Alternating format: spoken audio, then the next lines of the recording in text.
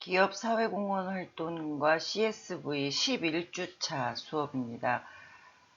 우리가 원래 이번 학기에 이제 100개 사례를 살펴보려고 했었는데, 그 중간에 특강이라든가 다른 전문가 인터뷰라든가 다른 교과 과정이 예정이 되어 있어서, 이번 주까지 모두 75개의 기업 사회공헌 사례를 살펴보는 것으로 사례 탐구는 마무리를 하도록 하겠습니다.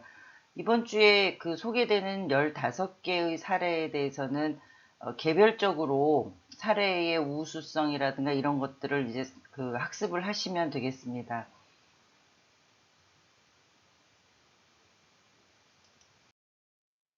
우리가 지금까지 60개의 사례를 봤습니다. 61번째, 61번째 사례입니다.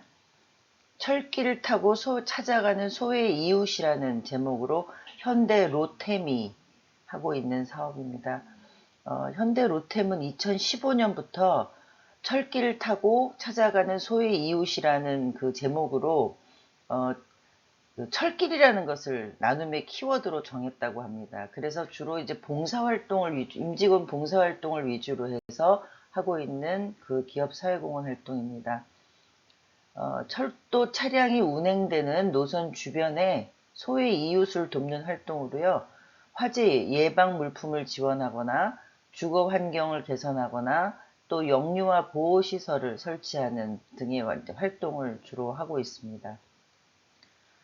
이 사업을 하게 된 배경을 살펴보면요.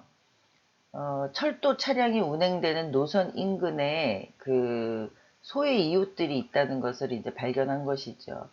보통 이제 철도 주변에는 주거 환경으로는 적합하지 않은 소음이라든가 뭐 복잡하다던가 사람들이 밀집하다던가 이런 환경들이 조성이 되기 때문에 안전한 주거시설로는 적합하지 않다라고 하는 철도 차량이 운행되는 인근 주변들의 환경이 있습니다. 그래서 대부분의 생활이 어려운 소의 이웃들이 일반 사람들이 거주하기 어려운 곳에 이제 피해서 이제 거주를 하는 그런 일들이 발생을 하다 보니까 소의 이웃들을 위한 어떤 시설이나 어떤 삶의 터전들이 많이 이제 존재한다는 것을 알게 된 것이죠. 그래서 이 이웃들의 생활 수준을 좀 향상시키고 복지 증진을 위해야 되겠다. 복지 증진을 위해서 우리가 할 수 있는 일이 무엇인가? 에서부터 이 사업이 출발을 했습니다. 사업 내용은 철도 차량이 머무는 역사 주변의 쪽방촌 어르신 그리고 시각 장애인들을 위한 이제 소외 이웃들을 돕고 있다고 합니다. 임직원 봉사활동하고 연계를 하고 있고요. 2015년 11월부터 지하철 1호선의 서울역 일대 쪽방촌 580여 가구의 독거 어르신을 위해서 이제 이불을 전달하면서부터 이제 시작이 됐다고 합니다. 이후에 이제 2호선 홍대역 인근에 영유아 보호시설을 설치하고요. 3호선 경복궁역 근처에 시각장애인 문화관광 해설사를 지원하는 등의 어떤 다양한 사업으로 이제 확대를 했습니다. 이 사업의 임팩트 및 성과를 살펴보면 서울 지하철 1호선 서울역 일대 쪽방촌에 580여 가구 독거노인한테 이불을 제공을 했고요. 또 같은 해 12월에 홍대 입구역에 동방영아 일시보호소를 찾아서 아이들을 위한 안전매트와 호흡기, 치료기 등을 지원을 했고요. 또 그 다음해인 2016년 4월에는 동방영아 일시보호소를 찾아서 입양 대기 중인 아이들의 사진을 찍어주고 앨범을 만들어서 증정하고 돌잔치도 열어줬다고 합니다. 그리고 경복궁을 비롯한 문화재 현장이 많은 지하철 3호선 이제 경복궁역에 시청각 장애인 문화관광 해설사 교육을 이제 운영을 하고 있는데 이 해설사 교육을 지원하는 사업에 참여를 해서 시청각 장애인 33명이 이 교육에 참여를 했다고 합니다. 그리고 2008년 6월부터는 국가 유공자의 이동 편의 장비 지원 사업을 이제 새롭게 시작을 해가지고 동작역에서 그 호국 보훈의 의미를 새겨서 형편이 어려운 참전 용사들한테 그 전동 스쿠터라든가 전동 휠체어를 구입하는 어떤 지원금을 전달하는 그런 식의 사회공헌 활동을 진행하고 있습니다. 62번째 사례는 케어 드라이브입니다. 삼성전자는 이제 글로벌 기업으로서 국내의 기업 사회공헌 활동도 물론이지만 이제 그 삼성전자가 생산을 하거나 판매를 하는 전 세계의 다양한 국가들의 그런 어떤 그 변화나 발전을 위해서도 그 기업 사회공헌 활동을 이제 추진을 하고 있는데요. 이 사업도 마찬가지로 어, 글로벌 사회 현안을 반영한 그 사회공헌 활동으로 그 평가를 하고 있습니다. 배경 및 목적을 살펴보면 유엔의 지속가능 발전 목표 SDGs 우리 그 수업 초기에 우리 같이 얘기를 나눴었죠. 이 목표의 방향에 맞춰서 교육, 지역사회 개발, 의료, 환경 등의 다양한 영역의 사회적 이슈를 해결할 목적으로 이제 기획이 됐습니다. 그래서 삼성 케어 드라이버는 기본 의료시설조차 부족한 글로벌 빈민 지역의 의료 서비스를 지원하는 것이고요. SDGs의 세 번째 목표인 건강한 삶을 보장하고 복리를 증진한다. 라는 것에 이제 그 초점을 두고 사업을 진행을 하고 있습니다. 사업 내용을 살펴보면 개발도상국의 삼성전자 제품과 서비스를 활용한 헬스케어 프로그램을 통해서 소노스쿨을 양성을 하고요. 그 의료인을 양성하는 것입니다. 그래서 의료시설을 짓기 어려운 지역에는 이제 모바일 헬스케어 센터를 만들고요. 그래서 이제 또 그 이동 의료 진료를 실시한다든가 해서 지역 주민한테 이제 기본적인 건강 검진을 통해서 건강 증진과 삶의 질을 향상시킬 수 있도록 지원을 하고 있습니다. 이 모바일 헬스케어 센터가 구축한 이 차량은 간단한 검사, 눈이라든가 치아라든가 혈액 그런 검사를 실시할 수 있고요. 외상 처치가 가능한 설비를 갖추고 있습니다. 이 차량은 태양광 패널을 장착해서 자체 전기 수급을 할 수 있도록 해가지고 오지에서도 서비스 지원이 가능하도록 설계가 되어 있습니다. 파트너십은 이제 각 나라마다의 그 현지 파트너 기관하고 협력을 하고 있고요. 임팩트 및 성과를 살펴보면 미국에서는 어린이 의료재단이 운영 중인 모바일 헬스버스를 40대 지원해 가지고요. 의료보험을 받지 못하는 어린이와 청소년 또 노숙자를 포함해서 2만여 명이 그 의료 혜택을 그 받고 있습니다. 동남아의 삼성 케어 드라이버는요, 베트남, 태국, 인도네시아, 필리핀, 말레이시아 등 그 5개 지역에 그 7개 소노스쿨을 설립을 했고요. 또 초음파 장비와 교육 기자재를 설치해가지고 의료진을 대상으로 산부인과, 태아, 심장 관련 의료 지식에 대한 이제 무상 교육을 실시하고 또 의료 교육을 통한 커리큘럼을 제작한다거나 현지 의료진을 양성하는 등의 성과를 이루고 있습니다. 여기서 이제 의료진이라는 건 우리가 생각하는 그 의사 이런 어떤 그렇게 그 차원이 높은 전문 인력이라기보다는 간단한 의료 처치를 할 수 있는 서비스를 할 수 있는 어떤 그런 정도의 인력을 얘기를 하고 있습니다.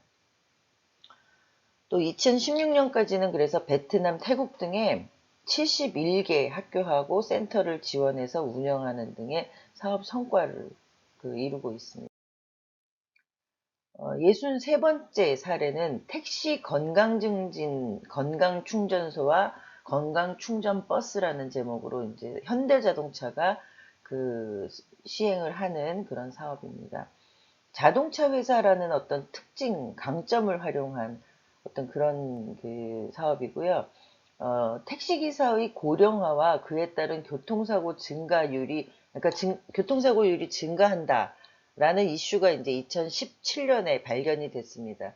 그래서 여기에 초점을 맞춰서 이제 사업을 진행을 했는데, 택시 운전수들은 하루 평균 약 250km를 주행하는데 휴식은 1시간여에 불과하는 어떤 그 고정된 자세로 근무를 하는 어려운 근무 환경이어서 요추 질환이라든가 신경계 질환을 앓고 있다는 것을 알게 되었습니다.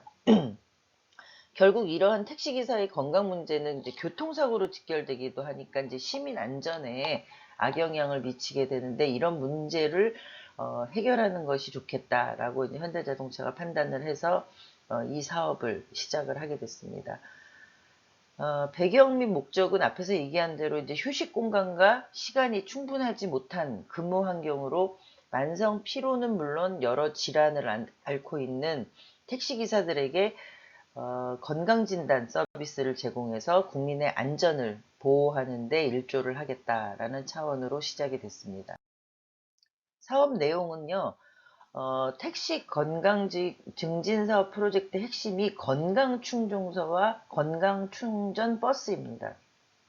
그래서 택시기사들이 이제 틈새 시간을 이용해서 전문적으로 체력 측정을 한다거나 운동 처방을 받을 수 있도록 건강진단 시설을 만드는 게 이제 첫 번째 프로젝트고요.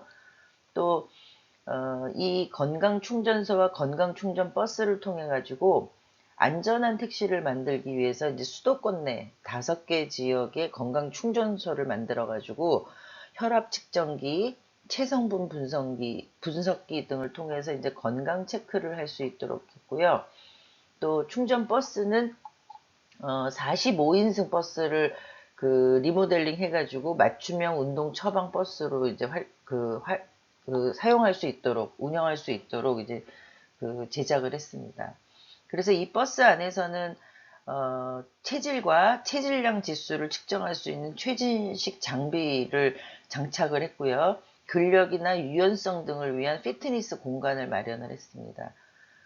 특히 이제 택시 가 이제 LPG 충전을 하려고 자주 들르는 대규모의 충전소에, 장암 LPG 충전소에 5곳에 이제 이 버스를 배치를 했고요.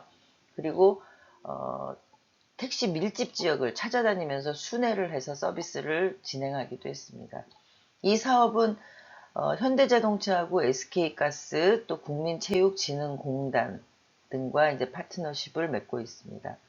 임팩트 및 성과를 보면요, 개인별로 건강 카드를 등록하고 주 1회 5곳의 충전소를 순회하는 운동 전문가로부터 이제 상세한 자신의 어떤 상황, 자신의 체력이나 체질에 대한 부분들을 상담하고 지도를 받도록 했고요. 2016년 한 해 동안에 약 2,000명이 건강 충전소를 이용했다고 합니다. 그 중에서 약 900명한테 이제 개인별로 맞춤형 운동을 이제 설계를 해서 경험을 할 수 있도록 지원을 했습니다. 64번째 사례는 티움버스입니다. 한국타이어가 이제 진행을 하는 기업사회공헌 활동인데요. 한국타이어는 이제 자동차 타이어를 제작하는 회사죠.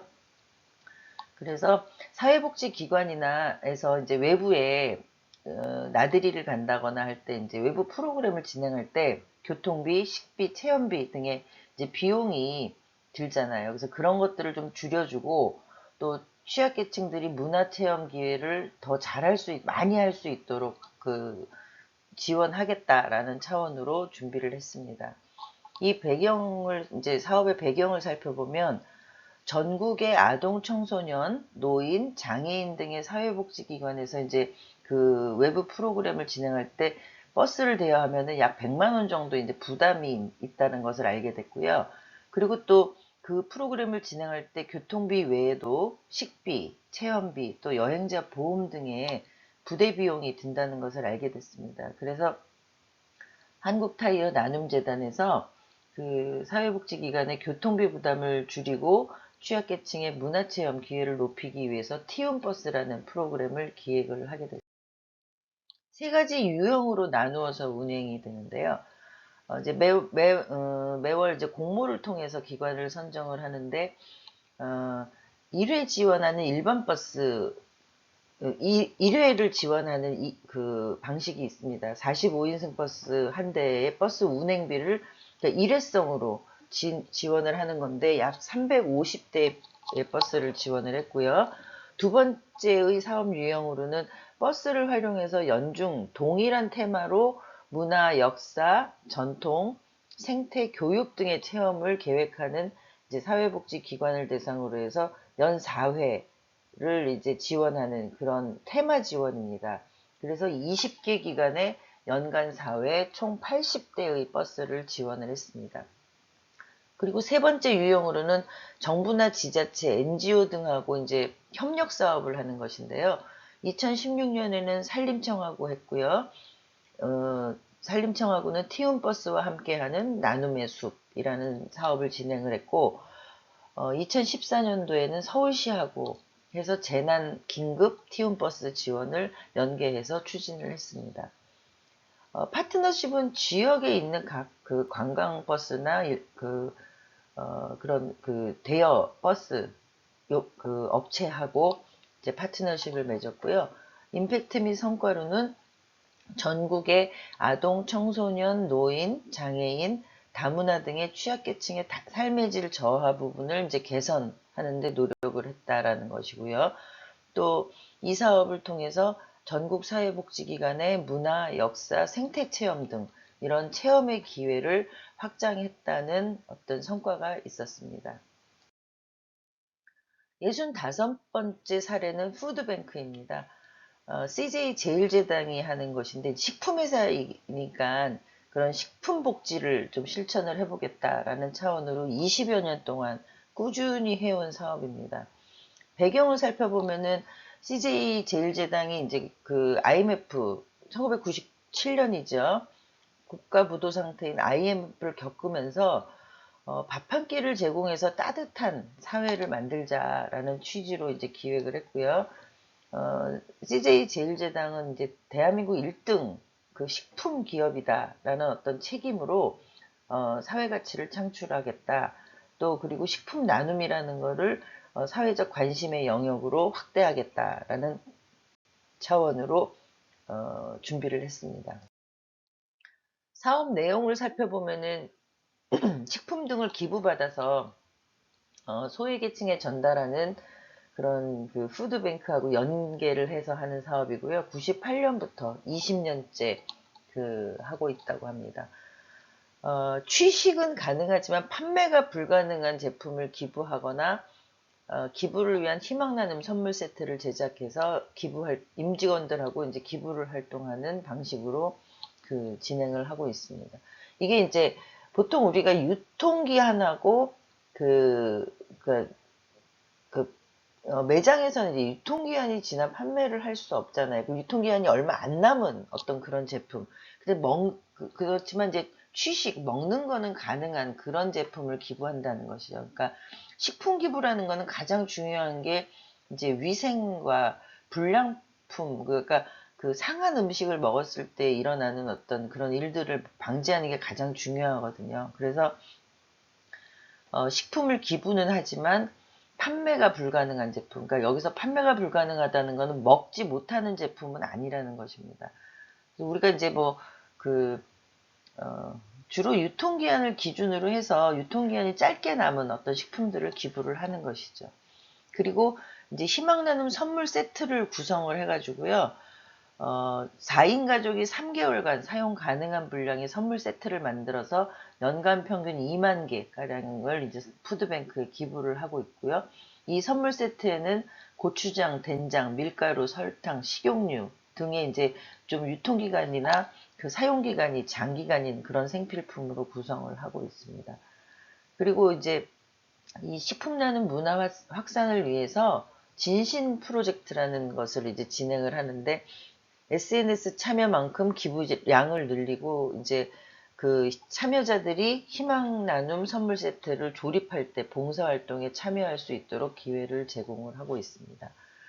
이 사업의 파트너십은 이제 푸드뱅크하고 하고 있고요.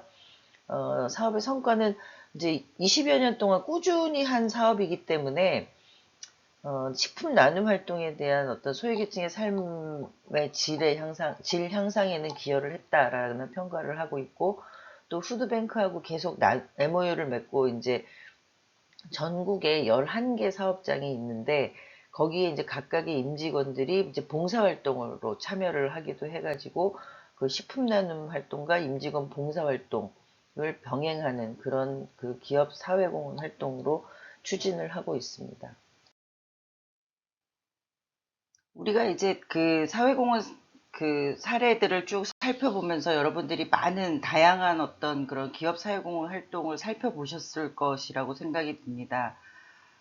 어, 오늘까지 모두 75개의 사례를 이제 살펴보게 되는데요. 그런 그 사례들을 여러분들이 참고해서 팀별로 그 기업 사회공헌 활동에 대한 프로그램을 개발하는 게 우리 기말 과제로 되어 있습니다. 그래서 팀별로 발표 과제를 지금 준비하고 계실 텐데요. 오늘은 그 과제 발표에 대한 준비를 좀 그 다시 한번 우리가 다듬기 위해서 여러분들한테 정리하는 방법에 대해서 간단하게 설명을 드리고자 합니다. 먼저 기업의 사회공헌 프로그램 개발을 위한 고려사항을 우리가 3주차에서 학습을 이미 한 바 있습니다. 뭐 기업의 입장에서 볼 것인지 사회복지 조직의 입장에서 볼 것인지 또 어떤 기업을 선정할 것인지 또 어떤 대상을 선정할 것인지 주제를 선정할 것인지 이런 것들에 대한 고려사항들을 쭉 그 3주차에서 우리가 학습을 이미 했고요. 그래서 여러분들이 이제 기말에 발표하는 그런 그 과제의 내용에 들어가야 되는 항목은 먼저 기업사회공헌 프로그램의 주제 및 대상을 선정을 해야 되겠죠. 어떤 대상을 중심으로 해서 어떤 문제, 어떤 그 아이템들을 주제로 삼을 것인지 이런 것들을 이제 선정하는 게 필요하고요.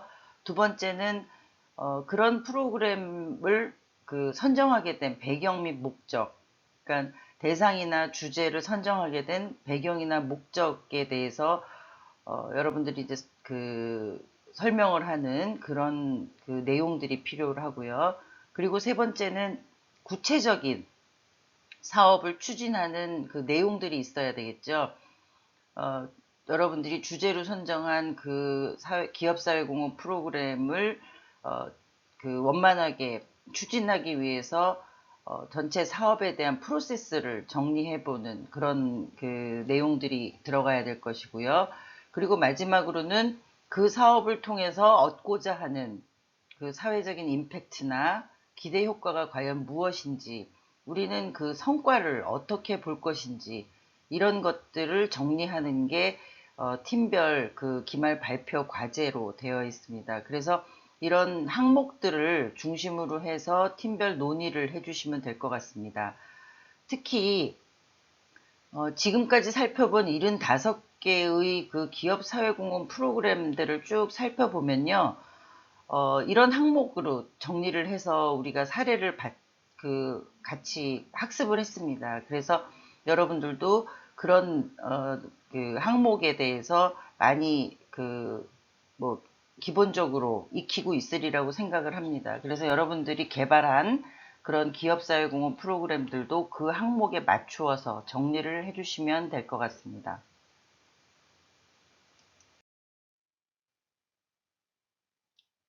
그럼 지금부터 팀별로 기말 발표 과제에 대한 토론 회의를 진행하시면 됩니다. 바로 앞에서 설명드린 대로 그 기업사회공헌 프로그램에 대한 각 항목별로 여러분들이 논의를 하시고 정리를 해 나가시면 될 것 같습니다.